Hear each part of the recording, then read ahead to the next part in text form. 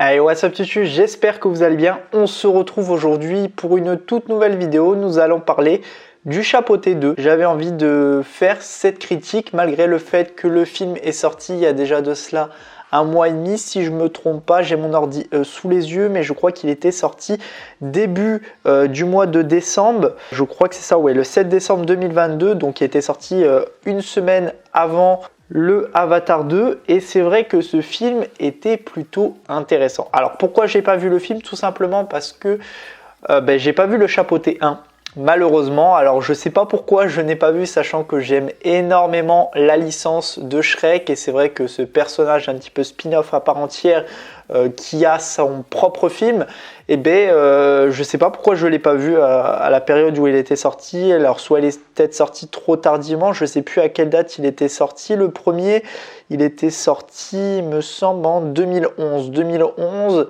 Alors je sais pas pourquoi je n'ai pas vu le film. Bon, après c'est vrai que je m'intéressais un petit peu moins au cinéma, surtout au cinéma d'animation. C'est vrai que ces temps-ci, j'essaye de m'attarder un petit peu plus sur chaque sujet. Et c'est vrai que du coup j'ai vu le Chapeauté 2 et franchement il est super intéressant. Déjà que ça soit au niveau du scénario, au niveau de la patte graphique qui est totalement changée, qui me fait extrêmement penser un petit peu dans le sens à Spider-Man New Generation. Voilà, ces petites pattes graphiques complètement différentes, un peu bande dessinée, animé bizarre, mais franchement c'est hyper joli parce que en fait quand on a les scènes de combat on ressent vraiment cette patte justement graphique, et quand on est à l'arrêt avec des images un petit peu plus au ralenti, je trouve qu'on se retrouve dans une animation comme à la Disney, et ce film peut tout simplement concurrencer Disney qui a fracassé justement Disney durant cette année 2022 pour Disney, qui était vraiment pas folle. Sincèrement, je crois qu'il n'y a pas eu de film super bon. Il y a eu Alerte Rouge, ok, ça passe.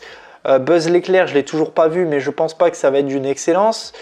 Et on retrouve avec Avalonia. Après, je sais pas s'il y avait d'autres films qui étaient sortis entre temps, mais je crois que c'est les 3 films qu'on avait eu.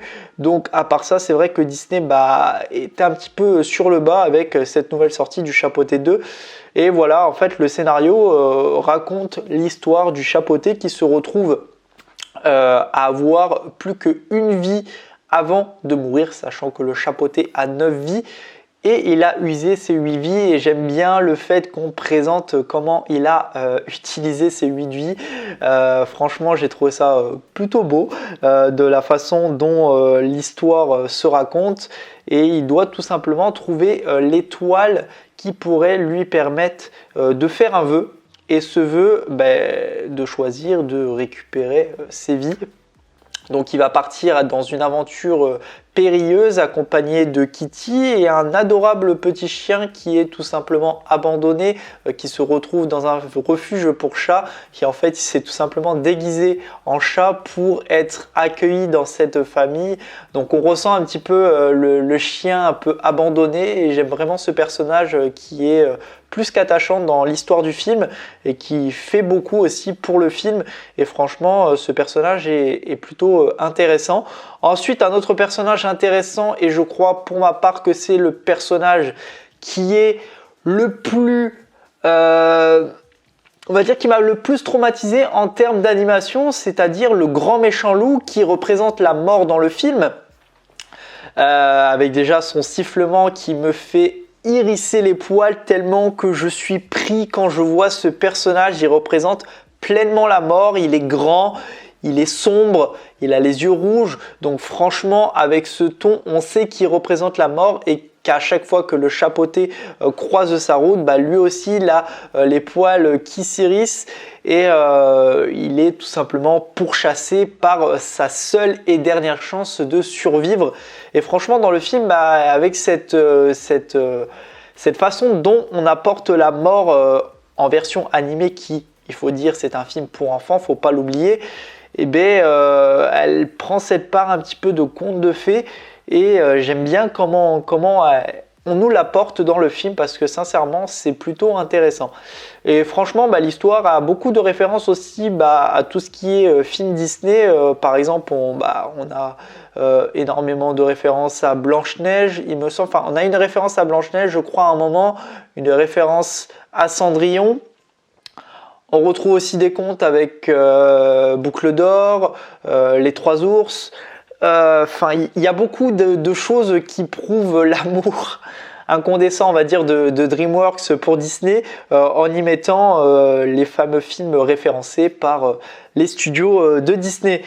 Donc ouais, c'est vrai que c'est un film qui est plutôt intéressant avec 1h40 de film. Franchement, j'ai passé un excellent moment.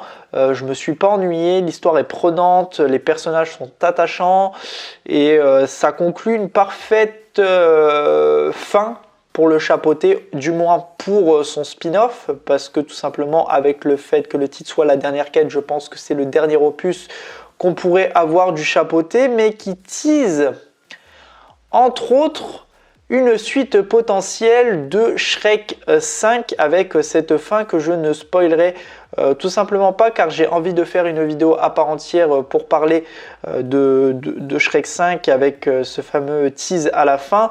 Mais c'est vrai que par rapport à ça, on voit la conclusion parfaite d'un film DreamWorks avec ce personnage du Chapeauté 2. Et franchement, si on devait faire un spin-off sur un personnage de l'univers de Shrek, je pense que ça serait l'âne, parce que l'âne a du potentiel pour avoir sa propre histoire, sachant qu'on ne connaît absolument pas de choses sur l'âne, à part quelques petits indices qu'on a eu au début du film, comme quoi qu'il est abandonné, qu'il pense que c'est un personnage féerique parce que l'âne parle et que les animaux ne parlent pas.